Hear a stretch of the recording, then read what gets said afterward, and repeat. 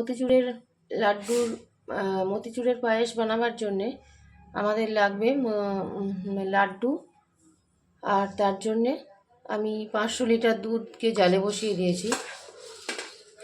দুধটা এইভাবে ভালো করে অনেকক্ষণ ধরে জালটা দিয়ে নিতে হবে যাতে একটু ঘন হয়ে আসে।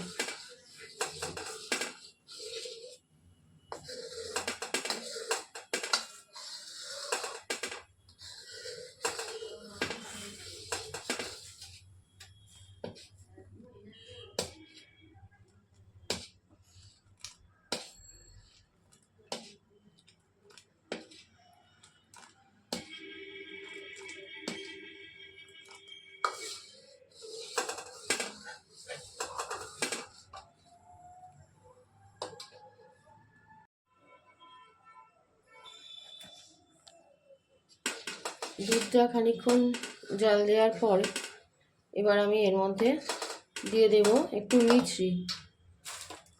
যেহেতু মতিচুরের মধ্যেও মিষ্টতা আছে সেই জন্য খুব অল্প পরিমাণে আমি দিয়ে নেব একটু মিছরি, এই কাটিং মিছরি।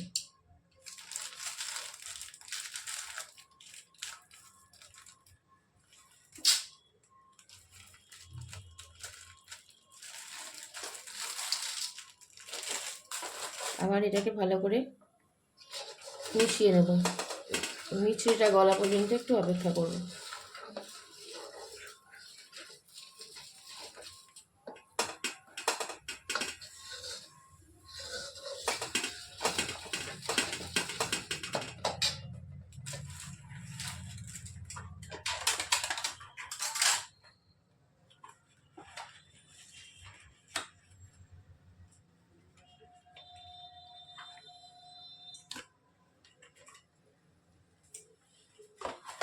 এবার আমি এদিকে 3টে মতিচুরের লাড্ডু নিয়ে নিয়েছি। এই লাড্ডুগুলো এইভাবে ভেঙে নেব।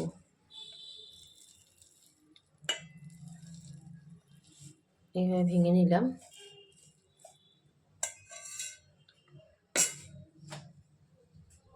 আর এদিকে মিছরিটা গলা পর্যন্ত একটু অপেক্ষা করছি। মিছরিটা গলে গেছে।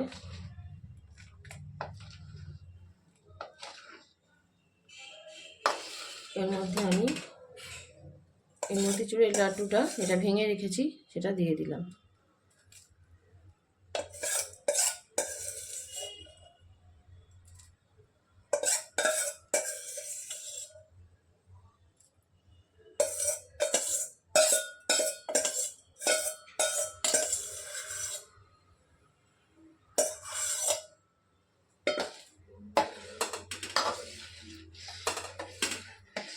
এবার এইগুলো দিয়ে একটুখানি ফুটতে দেব।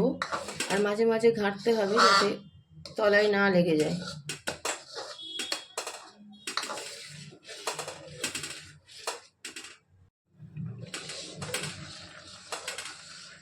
এটা ফুটছে, এই অবস্থায় আমি একটু এলাচ থেঁতো করে রেখেছি। এলাচের খোসাটা একটু ছাড়িয়ে নিয়ে আমি এলাচ দিয়ে দিলাম।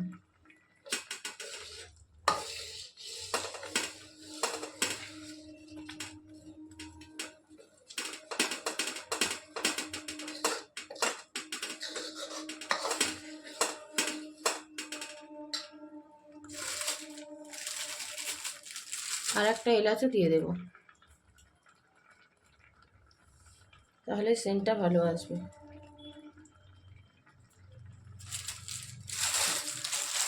এবার এর মধ্যে আমি একটু দেব খোয়া ক্ষীর। খোয়া ক্ষীরটা হাত দিয়ে ভেঙে দিয়ে দিলাম।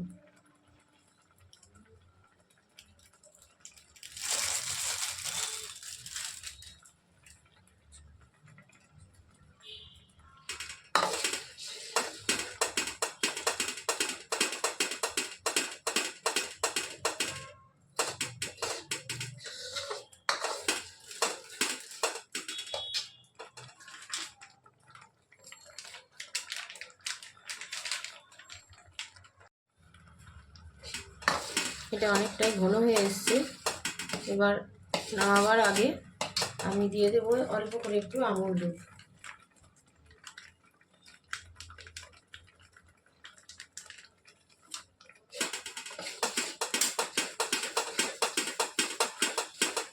আমি আলাদা করে গুলে দিইনি, এটা এরমভাবে গরমের মধ্যে দিয়ে একটু ঘাঁটলেই ঠিক হয়ে যাবে।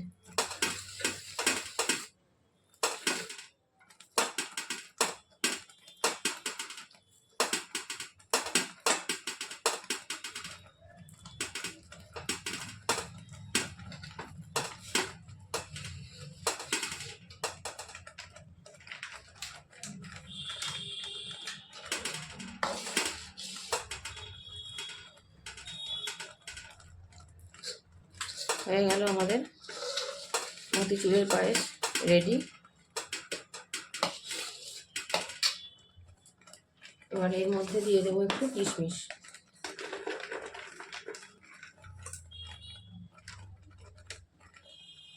কয়েকটা দানা কিশমিশ।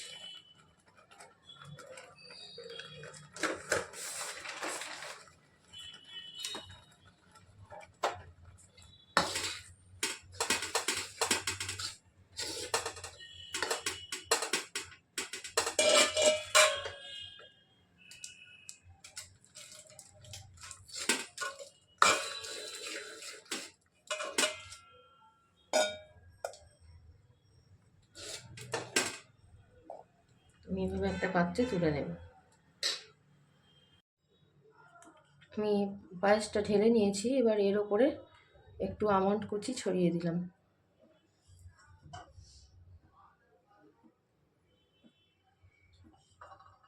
ব্যাস, তাহলেই হয়ে গেল আমাদের নারায়ণের প্রিয় ভোগ মতিচুরের পায়েস রেডি।